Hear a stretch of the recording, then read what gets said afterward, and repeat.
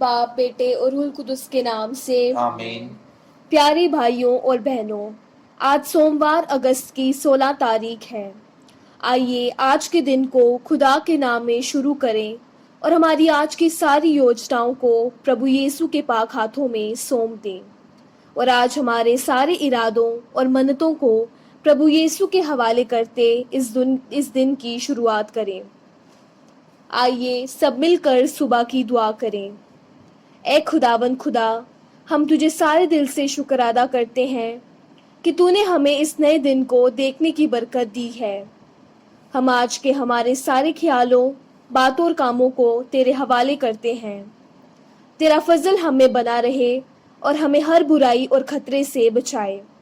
ए खुदावंद यीशु मसीह, हमें अपनी खास बरकत दे कि हम आज के दिन तेरे पाक वचन के खिलाफ कुछ भी ना करें, बल्कि हर बात में तेरी ही पाक मर्जी पूरी करें। आज की हमारी सारी ज़रूरत और योजना को तेरी मुबारक माँ मरियम के बेदाग दिल के वसीले तेरे हाथों में सौंपते हैं। आमीन। आइए प्यारे भाइयों और बहनों, आज के पाक कलाम को ध्यान से सुने। पवित्र आत्मा हमें रूहानी ताकत दे ताकि हम खुदा के पाक वचन को उसकी पाक मर्जी के मुताबिक आज के हमारे हर काम के लिए समझ सकें। पहला पाठ न्यायकर्ताओं का ग्रंथ, उसका 2 अध्याय 11 से 19 तक। तब इस्राएलियों ने वही किया जो प्रभु की दृष्टि में बुरा है और वह बाल देवताओं की पूजा करने लगे। उन्होंने प्रभु को, अपने पूर्वजों के ईश्वर को, जो उन्हें मिस्र से निकाल लाया था, त्याग दिया। वे अपने आसपास रहने वाले लोगों के देवताओं के अनुयायी बनकर उनकी पूजा करने लगे। उन्होंने प्रभु को अप्रसन्न कर दिया। वे प्रभु को त्याग कर बाल और अश्तारता देवियों की पूजा करने लगे। तब प्रभु का कोप इस्राएलियों के विरुद्ध भड़क उठा। उसने उन्हें छापामारों के हवाले कर दिया जो उन्हें लूटने लगे। उसने उन्हें उनके शत्रुओं के हाथ बेच दिया और वह उनका सामना करने में असमर्थ रहे।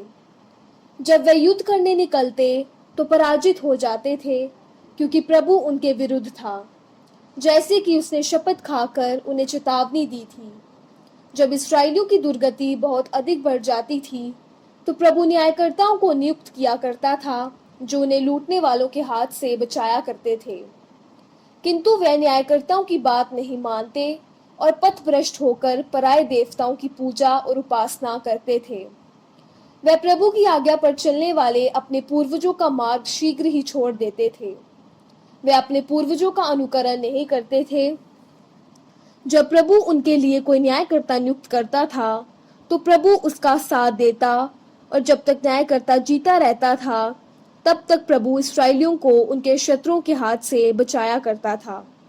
क्योंकि जब वह अपने अत्याचारियों के दुर्व्यवहार से पीड़ित होकर कराहते थे तो प्रभु को उन पर तरस आता था। परंतु जब वह न्यायकर्ता मर जाता था तो वह शीघ्र ही अपने पूर्वजों से भी अधिक घोर पाप करते थे। वह पराये देवताओं के अनुयायी बनकर उनकी पूजा और उपासना करते थे। उन्होंने अपनी पुरानी आदतें और हठीला व्यवहार कभी नहीं छोड़ा। ये खुदा का पाक कलाम है। खुदा का शुक्र हो। ज़बूर।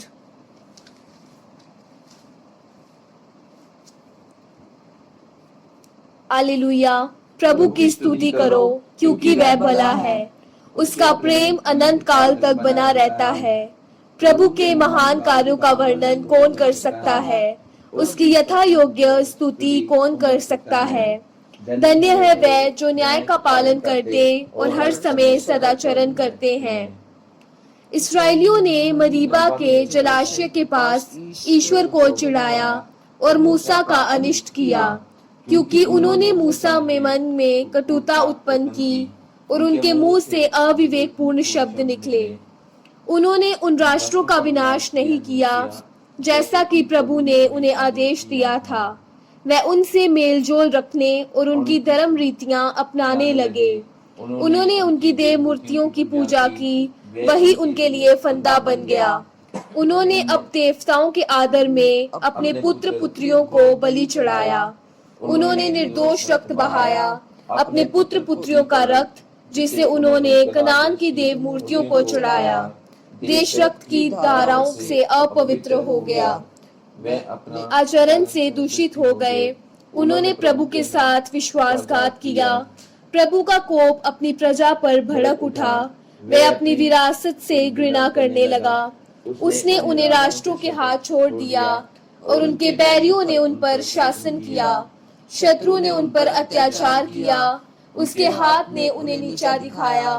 प्रभु ने बारंबार उनका उद्धार किया, किंतु वह अपने कुकर्मों द्वारा उसके विरुद्ध विद्रोह करते रहे। फिर भी उनकी दुहाई सुनकर वह उनकी दुर्दशा पर ध्यान देता रहा। आमीन।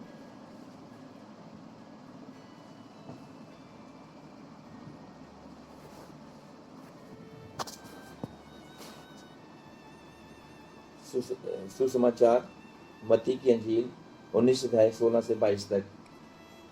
एक व्यक्ति ईसा के पास आकर बोला, गुरुवर, अनंत जीवन प्राप्त करने के लिए मैं कौन सा भला कार्य करूं? ईसा ने उत्तर दिया, भले के विषय में मुझसे क्यों पूछते हो? एक ही तो भला है। यदि तुम जीवन में प्रवेश करना चाहते हो तो आज्ञाओं का पालन करो। उसने पूछा, कौन सी आज्ञाएं?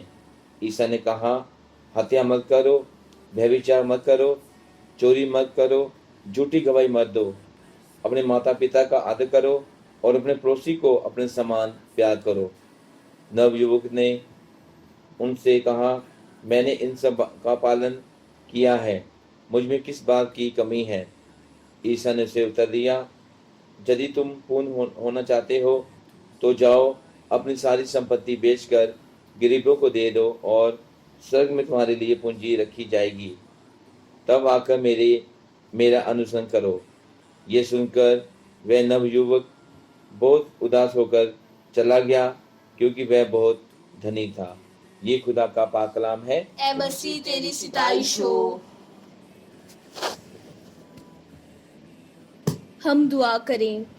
हे खुदा, आज के इन पाक वचनों के लिए हम तुझे धन्यवाद देते हैं। हमारी आज के दिन के हर विचार, योजना और मेहनत में तेरा फजल हमें संभाले। हमारी हर मेहनत तेरे रहम और प्यार के चलते तेरी आत्मा के फल पैदा करे और हमारी हर परेशानी, मुसीबत में हमें तेरे पाक फरिश्तों का सहारा मिले।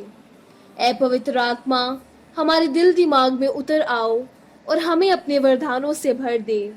ऐ प्रभु यीशु, हम पर रहम कर और हमें अपने प्यार और रहम से भर दे, ताकि हम आज के दिन को हलीमगी और प्यार के साथ जी सकें।